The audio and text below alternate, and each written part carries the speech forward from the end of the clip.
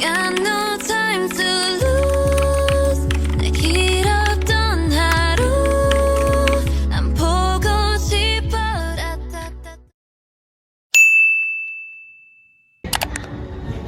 So here is our materials for this experiment. First, we need a copper wire, double-sided tape, a ruler for measuring the height of the water, some shallow plates, water. Googly eyes, they are optional just for decoration and yeah. So the first step is to get your copper wire and then cut off 3 equal pieces. Like this. This is the second step of our experiment. So basically, we twist the our water starter like that. Make sure to get the legs out.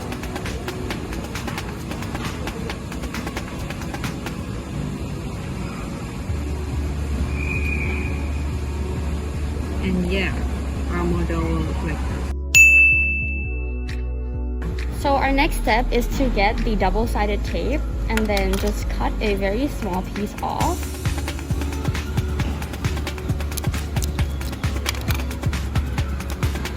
And then you can adjust it to fit the size here, just to stick the googly eyes on to give it some decoration. And then like we have done here, and then you can just stick the eye right onto the middle. Like that.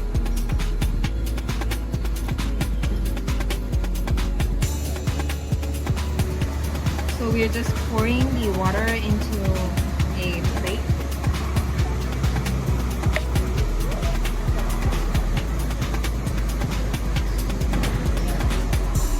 And now we're going to gently place our water strider onto the surface of the water.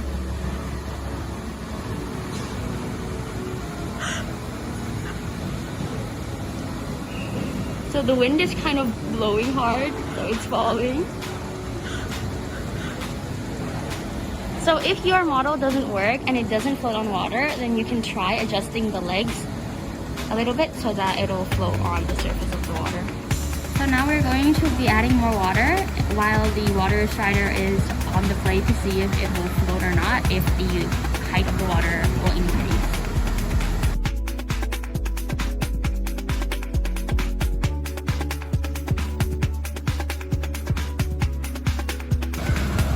The water molecule hydrogen is bonded to one another and to the other water molecules beneath the surface at air-water interface. Due to this, the water will seem as if it has an invisible film over it, and the weight of our water glider will not be able to break the cohesive forms of the molecule. As a result, the water strider will be able to float on water, and thus the amount of water would not affect the surface tension of them. Water striders are able to float on water due to the high surface tension of the water. Their long, thin legs spread their weight over a large area, which helps to distribute their weight evenly across the surface of the water. However, the distance between the legs of the water striders is also important. If the legs are too far apart, the weight of the water striders will not be distributed evenly enough to maintain a stable position on the surface of the water. If the legs are too close together, the water strider may break the surface tension of water and sink. Okay, so we provided a formula for surface tension, which is represented by T equals weight divided by length. So the tension can also be represented by gamma, and the weight can be surface force, and length is the force x. So the surface tension, the unit is Newton per meter, and the weight is represented by grams and length by meters. So the point is, we're going to find the length of the leg of the water strider and how it affects its surface tension. So we are given its mass, which is 1 gram, and the and it is used to find the weight. So in order to find the weight, you need to multiply it with 9.8 or the gravitational constant. And now we got a weight of 9.8 newtons. And we also have another given is surface tension.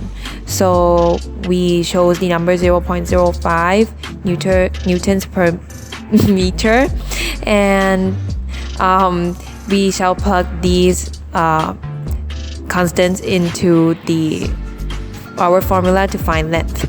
So basically we got a length of 0.49 meters. Since the L constant or the leg is a denominator, so as the length of the leg increases, surface tension decreases. This can be shown by larger water striders having more difficulty walking on water surface due to a larger surface area. So this, as you can see, this is the model that we have presented. So the force applied in this model is going down, as you can see. It is applied by the weight from the legs of the water strider, as you can see here. Okay, so as mentioned just now, we know that the force that the water strider exerts on the water acts in a downward direction because of the force that is multiplied by the gravitational constant, so you get the weight. Now, if you remember of Newton's law, it says that for every action there is an equal reaction. So we can assume that if there is a weight force going in the downward direction, there must be a normal reaction that is exerted up onto the water strider as well. So this actually exists in real life water striders or just any insect that actually floats on water, and this exists because of the correlation and interaction of water molecules towards one another. So if you take Sir Ayush's class, for example, you will remember that this is actually the product of intermolecular forces, such as, for example, van der Waals forces that works on these molecules. So what happens is that the water molecules are attracted to one another on the side. So one water molecule will be attracted to another one like this, and then it'll kind of create like a stringent web here that allows for the surface of the water molecules to be held together. So these little legs can actually stand on them. So because there is an imbalance in the forces, this force, it creates a perpendicular force here onto the surface of the water, which is then known as the normal reaction. So as we've stated, there is both normal reaction that goes up onto the water strider, and then there is a force that is known as the weight that acts on the downward direction from the water strider down to the surface of the water.